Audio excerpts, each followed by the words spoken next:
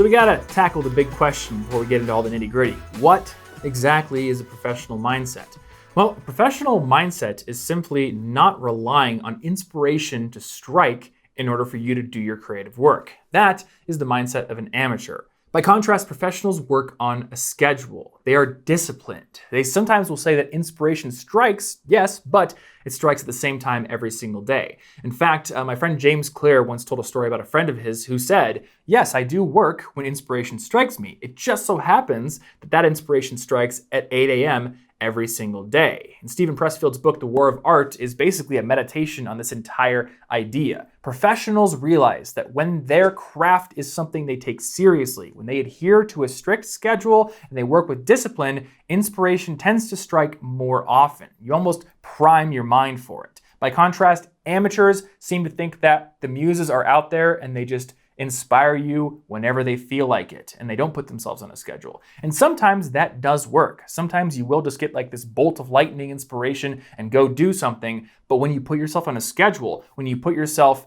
in constraints that allow you to focus your mind, in an environment that allows you to be more creative and not get distracted, you'll find that this inspiration actually strikes more often than it would if you didn't do that. What's the point of thinking like a professional? Well, I kind of covered the broad strokes of it already in this lesson, but let's talk about it a little bit more deeply. Essentially, if you want to be a creative who has an actual substantial outpouring of work, you have to think this way, because the idea that inspiration just strikes at random is kind of just that. It's an idea, it's a myth. And when you actually talk to the most creative people out there, a lot of the people that I admire, you find that, yes, they're artists, but they're working artists. Devin Townsend, a musician, is a great example. He's kind of thought of as a musician's musician. He's made all these insane albums with like thousands of different instrumentation tracks and layers on them. And you would think that a guy this creative, this out there, would just work when the inspiration hits him. But I've talked to other musicians, my friend Mary Spender, who's a YouTuber and a guitarist, for example, who tell me that, no, Devin is one of the hardest working musicians out there and is kind of on a schedule. And you'll find that a lot of artists do this. So the idea of being an artist, waking up every day, just sort of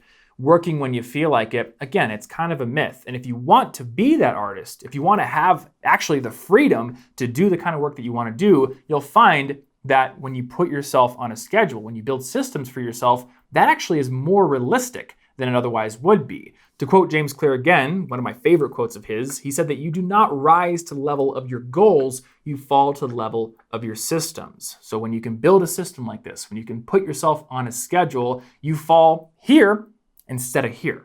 That's the point. Another big benefit of cultivating a mindset like this is it inevitably leads you to create constraints that maybe at first seem like hindrances, but later on you will realize are quite useful. I kind of think of creativity and productivity as air.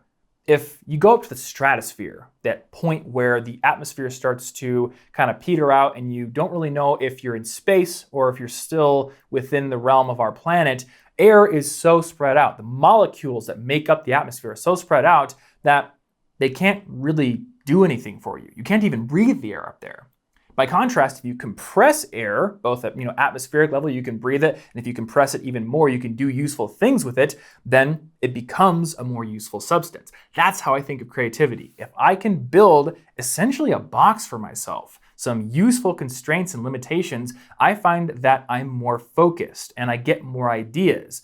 And I'll use music as an example. I've got a music channel over on YouTube. I've been working on music for years, but for the longest time, I never actually created a song. I just sort of noodled around. And every time I would sit down at a DAW, a digital audio workstation, like Studio One or Logic, I would look at that blank canvas with the potential to create infinite tracks and completely draw blank. Just like many authors will look at that blinking cursor and completely draw blank, because when you have all the possibilities in the world, you don't know what to latch onto. You're like that atmosphere way up in the stratosphere, just sort of spread out, inert, not doing anything. But give yourself a creative limitation.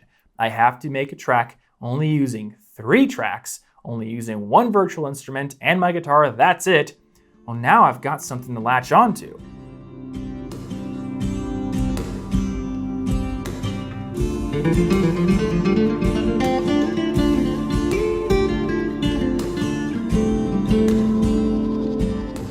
Now, I know what my constraint is, and I can think of creative ideas within that constraint. That is a huge benefit of cultivating this mindset.